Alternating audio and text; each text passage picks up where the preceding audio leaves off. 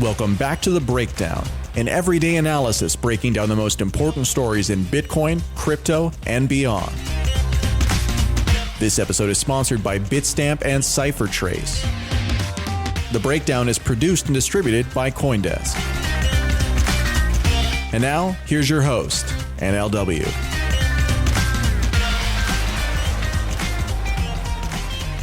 Welcome back to The Breakdown. It is Wednesday, June 3rd, and today we are going to be looking at a topic that has all of Twitter really talking, which is the disconnect between markets and the world around us. And the way that we're going to do it is by looking at 5 different numbers that tell the story of markets right now. Each of these numbers is a stand-in for a larger representative force in markets. And I thought this would be a good way to explore a number of different dimensions all at once. So let's dive in.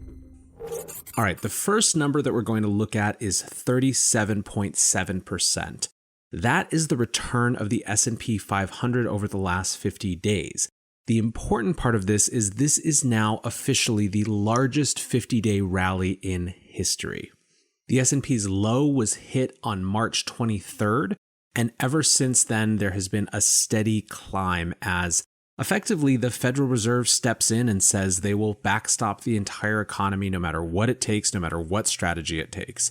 That has been music to the market's ears, and right now, this is the only thing that matters in these markets, what the Fed is willing to do to make sure asset prices go up. Analysts like Mike Larson from Weiss Ratings have said that the disconnect between markets and fundamentals is as high as anything they've ever seen. But even that fact, even that agreed upon fact, is not stopping people from going all in on this market. And they have historical precedent. The previous 7 other largest 50-day rallies, in each case, stocks were higher both 6 and 12 months, every single time.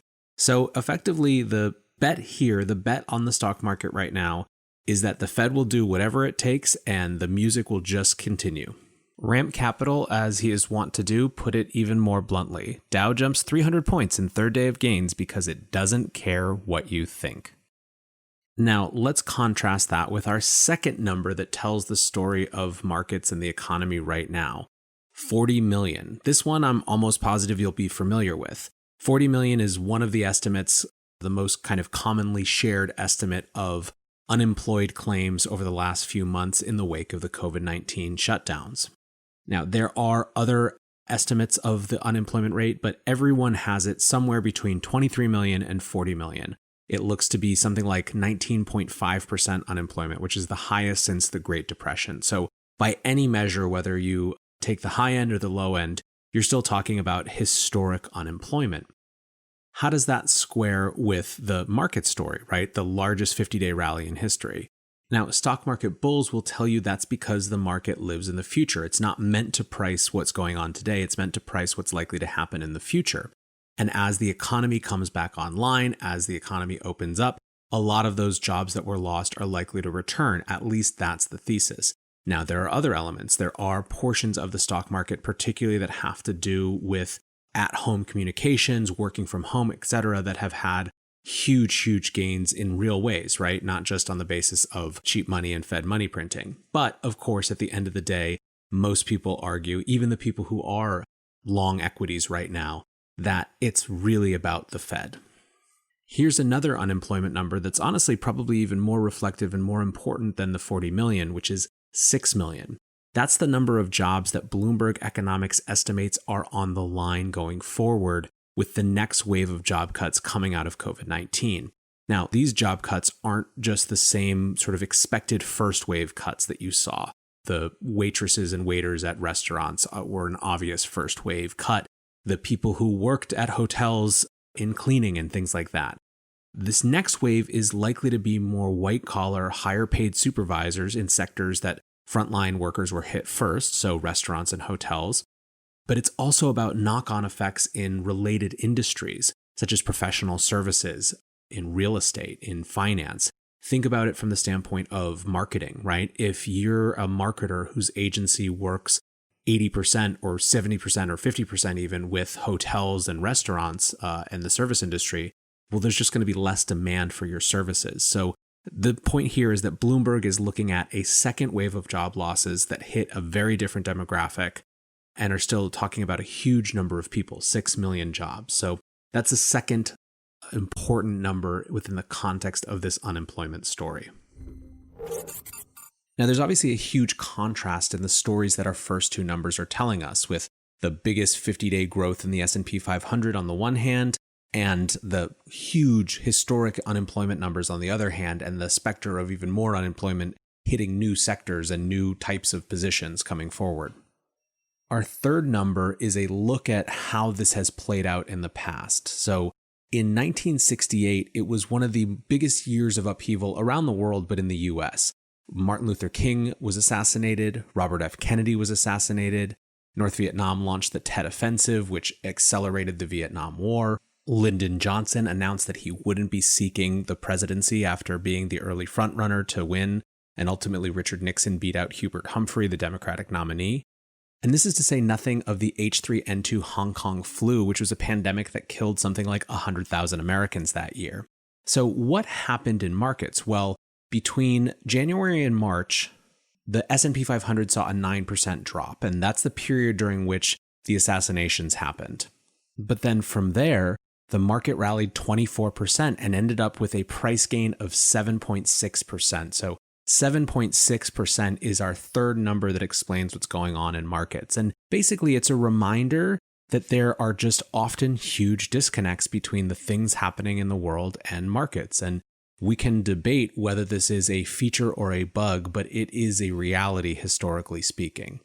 Of course, the economic story of 1968 was not all cheery. We saw the cracks in the Bretton Woods system of a gold-backed dollar as the world's reserve currency start to show, as the demand for dollars increased in a way that would ultimately lead to the breaking of the gold standard in 1971. Which is, I guess to say, a secondary reminder that there is more to understanding the health of an economy than the stock market.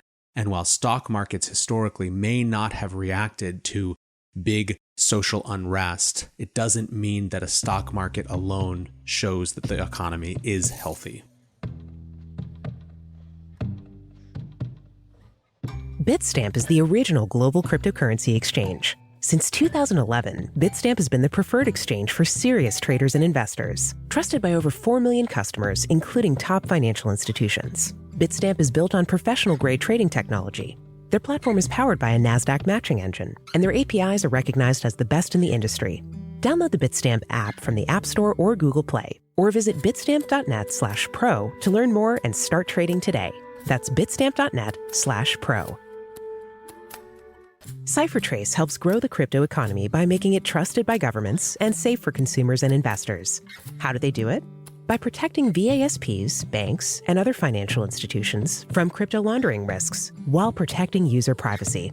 Years of research have created the world's best cryptocurrency intelligence with the best attribution and deepest token coverage. So if your virtual asset business isn't using CipherTrace to manage compliance risks, you should start now.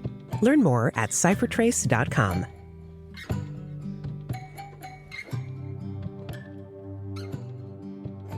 Now, for our fourth number that tells the story of the markets today, I want to actually go to something that's similar to that question of the dollar standard and the dollar as the world's reserve currency. And for this one, I'm going to actually use a few numbers. The first number is 79.5%. That's the percentage of the world's trade that is currently conducted in US dollars. The second number is 84%. That's the percentage of all non-domestic debt globally that is US dollar denominated debt. The third number is 100 trillion. That's the total amount of that global debt that is denominated in US dollars. Regular listeners to the breakdown will know that I think that this question of the US dollar and its role in the world is one of the most significant macroeconomic questions that we face. When the dollar is too strong, you can see corporate earnings go down because people in other countries can't afford American-produced goods. You see local currencies have crises where if you have a net importer country that has its debts denominated in dollars but is paid in local currencies, if those balances break, as we've seen in Lebanon, you create this huge gap between what the cost of goods coming in is and what people can afford. which can wreak havoc and create huge problems with local currency regimes. Real Vision's Raoul Pal has had one of the clearest voices on this. He wrote a thread about it, saying, "The dollar will continue to rise as demand for dollars rises, and that in turn slows global growth, making the dollar shortage worse and the solvency crisis worse as cash flows fall globally, which makes dollars in even more short supply. So the Fed print more money to try to replace cash flows via fiscal stimulus. The velocity of money falls as money is hoarded. All other central banks print more to offset their own systemic strains." This is a story that we're still trying to understand how it's going to play out. Over the last couple weeks, the dollar has backed off some of its extreme highs, but there are still huge questions about how the dollar scenario is going to play out in the context of this larger global crisis, this larger end of a debt supercycle, as Lynn Alden would say. So I think that any accounting of trying to understand what the markets are telling us has to look at some aspect of the dollar. And this huge percentage of global debt that is denominated in dollars, I think, is a key part of that issue. The fifth and final of our numbers that tell the story of markets and the economy today is a big fat zero. Zero is the number of Chinese airlines that will be allowed to service the US starting from June 16th. So this is the latest from the Trump administration in the increasing return to a trade war that has even more ominous tones in the wake of COVID-19. This effectively is a response to a March 26th decision from China that limited foreign carriers to one flight per week, effectively banning US airlines from flying to China. And so this just is sort of reciprocity. At least that's one interpretation of it. It matters less, I think, to me, and the reason that I'm using this as an example is not so much the implications to the airline industry. It's that it's symbolic of a growing area, a growing dimension that we have to understand. This trade war is going to have an incredibly significant impact on the shape of the global economy. Before COVID hit, in fact, the fear of a US-China trade war was one of the only things that had markets spooked. So now that we're on the other side of COVID, we still have serious questions about what the economy reopening looks like. We haven't even discussed on the show any threat or risk of second waves of viruses, particularly exacerbated by mass-scale protests. Add that to a growing belligerent tone between these two nations, and you have a recipe for significant economic fallout that will have real, not just narrative impacts on businesses. Ben Hunt from Epsilon Theory, in fact, tweeted out the article about the US's plans to block Chinese airline flights and said, "The best short trade in the world right now is to set up for a full-scale resumption of a US-China trade war." This is obviously part and parcel of a larger geopolitical question that relates to China as well.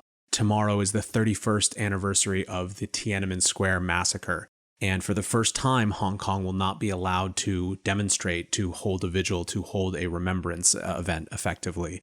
And that's just one of the symbolic but powerful gestures that China has made recently in terms of consolidating its control and its sort of resorption of Hong Kong back into the Chinese fold. So there's a lot going on there. In fact, later this week, I'm going to have a primer on the US-China relationship, which should be really good. But for now, those are the 5 numbers that I think tell some important part of the market story right now. A recap is the first was 37.7%, which is the returns of the S&P 500 over the last 50 days, the largest 50-day rally in history. The second was 40 million. That's the number of unemployment claims over the last couple months. Or if you prefer, 6 million, which is the number of jobs that are on the line, according to Bloomberg Economics. The third number was 7.6%, which was the ultimate return of the S&P 500 in 1968, telling the story of how markets seem to just not react particularly to civil unrest. The fourth is the amount of global debt denominated in US dollars, which is something like 100 trillion or 84% of all debt denominated in US dollars, and what the implications for global economies might be. Fifth and finally is zero. It's that number of flights between America and China from Chinese carriers that has, I think, to do more with the story of the US and China than just the airline industry itself. Anyways, guys, that is the episode for today. I hope you enjoyed it. I will be back tomorrow with another excellent interview. It's one I'm really excited about. So until then, be safe and take care of each other. Peace.